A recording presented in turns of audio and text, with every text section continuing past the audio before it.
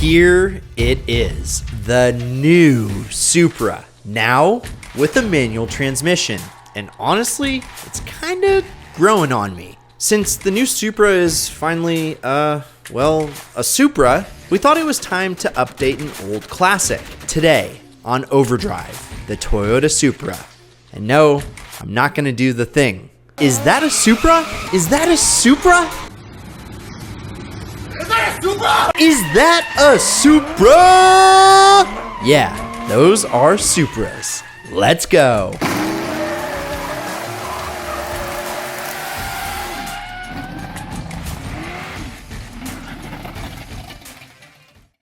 There is this hierarchy of tuner cars. Over here, you have your baseline Civics, the entry-level budget cars that people learn how to work on. Then there's the mid-tier, right here, the stuff you need some cash for and some real know-how. WRX, Lancer, 350Z. And then you got the top tier, and two names dominate the fast import world, Skyline and Supra. That's why they were the best cars in video games. Why the race-oriented games like Gran Turismo used the Supra and the GTR as flagship vehicles. And why a little-known movie called Fast and Furious used one as the real hero. But the Supra didn't just pop into existence and instantly become everyone's favorite. In fact, when it came out, it was kinda slow.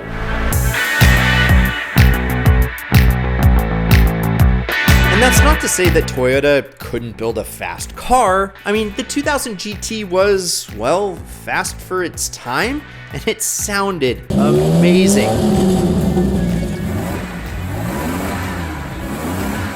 It's just that the Celica XX, or Celica Supra, was just a Celica with a slightly bigger engine. It was the late 70s after all, and no one was really getting it right, which is why these things didn't last very long. The Mark II, however, was starting to pull ahead of the pack.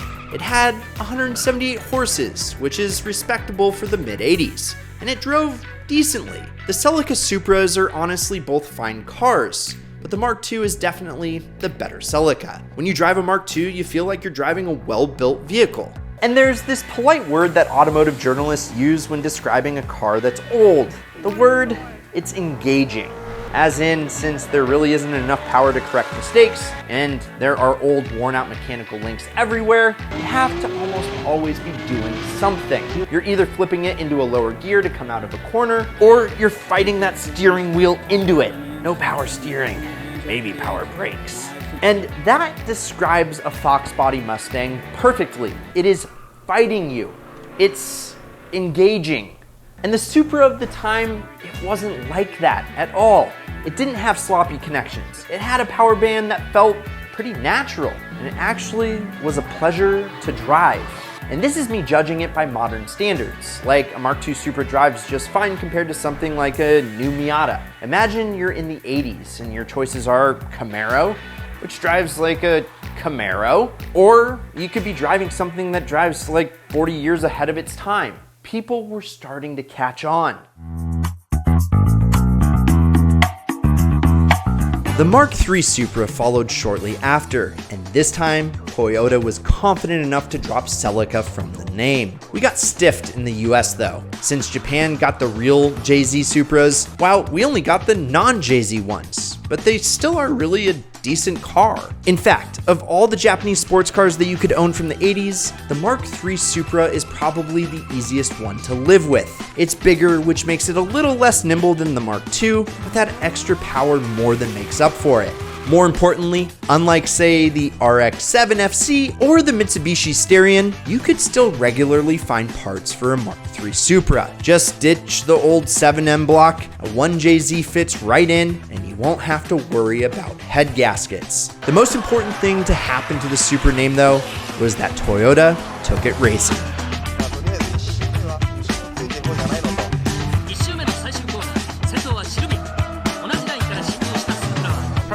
At this stage as he moves down the towards Sutton's corner, where it was pretty much a flop. I mean, the Supra was heavy and made less power than its rivals like the Ford Sierra Cosworth and the E30 BMW. And by the time Toyota engineers got it together, a little car called the Skyline GTR had just entered the touring car world. And it's not dishonorable to lose to Godzilla in a fight, but it did mean that, at least during the time, the Supra wasn't a contender. And because in the States we never got the 1JZ, the Supra was compared unfavorably to the Corvette. Yes, it was a little bit cheaper, but if you were being cheap, a Nissan 300 was way more affordable and faster. Behind the scenes though, Toyota was developing something wicked. They were all offended because the Mark III didn't do awesome, so they poured their heart and soul into a new platform. It's perhaps the biggest evolution to take place in a car, period, when the Supra went from decent sports car to downright hero.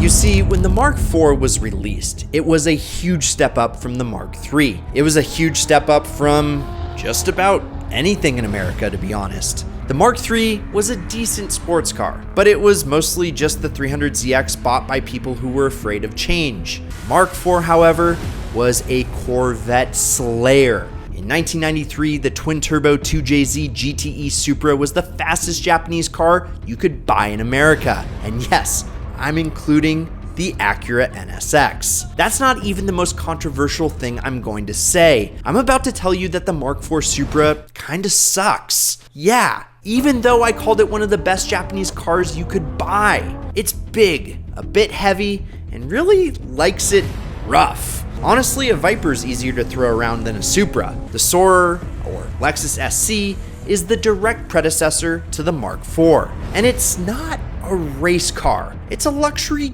touring car. So when you stick stiff springs, a rear seat, and classically heavy Toyota wheels on it, it becomes a bit of a beast to drive. Then there's the name. Even though we all now know what the Supra is, in the 90s, it was just an expensive car from a brand that made the Camry. Was it faster than a Corvette? Yes, it was. Did people who want to go fast buy it instead? No, because they didn't know what it was. They bought a Corvette. It did have one very important thing. That one thing redeemed everything bad about it. It had an engine that was easy to tune and could handle anything. Which means that the people who like to make power started to smell what Toyota was stepping in. Oh yeah, baby. Tuning fever was just starting in the US, where car clubs went from old guys with even older cars to meets full of energy drinks and laptops. And at a tuner meet, building horsepower is king. And honestly, a lot of times, the rest of the car doesn't even really matter. When's the last time you went to a car show and heard someone get super excited about a new set of coilovers? Or get geeked out about slotted rotors? Nah, it just doesn't happen. Big turbo though, everyone knows. It means awesome. So, a platform that you can build near infinity power that was still reliable. Step aside RX-7 and shove it off 3000 GT. You're cool, but you're not 500 horsepower with nothing but a laptop cool. Pushing along the inspiration in the underground was Toyota's success in racing. And you all know the Tom Supra, like the one from all the video games, and there was this great feedback loop. Hardcore modders would put upgrades on their cars, which would find their way onto racetracks, where then engineers would tweak something, and it would find its way back onto the street. At the height of a growing underground car culture, the Supra was becoming an icon. And guys, steal the show with this 10-second Supra tee, or snag it as an 18x24 poster. It'll look great everywhere. And both are limited to the first 100 orders. If you want to hop on the meme train, is that a Supra? Is it? Well, this tee could be yours, and it adds 5 horsepower to any ride. I've linked to all of them down in the description. Go shop to your heart's content and join the Ideal fam. Now, the Supra reached its peak when one of the underground tuners, a dude named Craig Lieberman, let a new little film outlet use his personal Supra as the star in their new movie. It's called The Fast and the Furious. It's not totally fair to say that the movie is the sole reason that so many people love the Supra, but it's probably the reason that so many people love the Supra. I mean, for many car enthusiasts, it introduced them to the idea that you can take a car and with a janky computer and some elbow grease, turn it into something that destroyed Ferraris. Unfortunately, by the time tuner fever had gripped the nation, the Supra was already being pulled off shelves. We, who love horsepower, loved the Supra. Normies, they bought Corvettes. For 2 decades, we kept buying the Mark IVs, forcing the Japanese golden age to go on forever. Until something strange happened. Toyota decided it was time to build a sports car again, and the Mark V Supra was unleashed upon the world.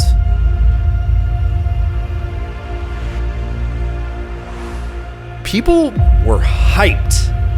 At least until people started driving them. Then the hype died really, really fast. YouTubers and car journalists alike hated on it. This is the all-new 2020 BMW Supra. It's a BMW in a Toyota jacket. It seems to me like it's more a BMW than a Toyota.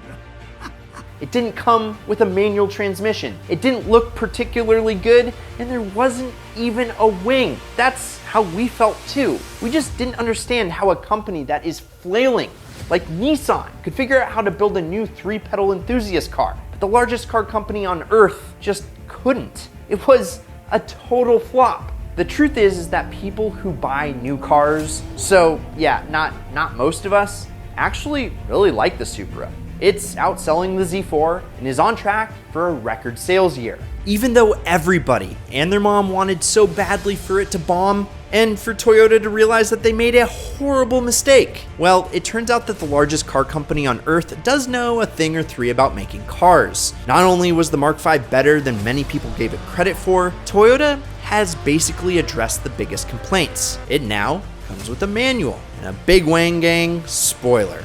If you want to modify it, there are a million of different options. And oh yeah, it keeps getting faster. We said it in a video recently that the new Z was going to be faster than the Supra. Well, this is me officially saying that we seem to be wrong about that too. Gazoo Racing can build a damn fast car. And I think that if you want a car that's fast, reliable, and probably gonna go up in value over time, the future classic manual Mark V Supra is the car to get. And before you ask, yes, it does hurt me to say that, because I don't want to like a knockoff BMW. But I have to respect the amount of work Toyota has done to prove the Mark V is a worthy successor. And on that bombshell, back to you in the comments. Agree or agree to disagree? Let me know down below. Or go watch us talk about other cars on this Ideal Overdrive series, right here. I'm Brad, this is Ideal. Subscribe, turn on that notification bell, and promise me one thing, keep living the ideal lifestyle.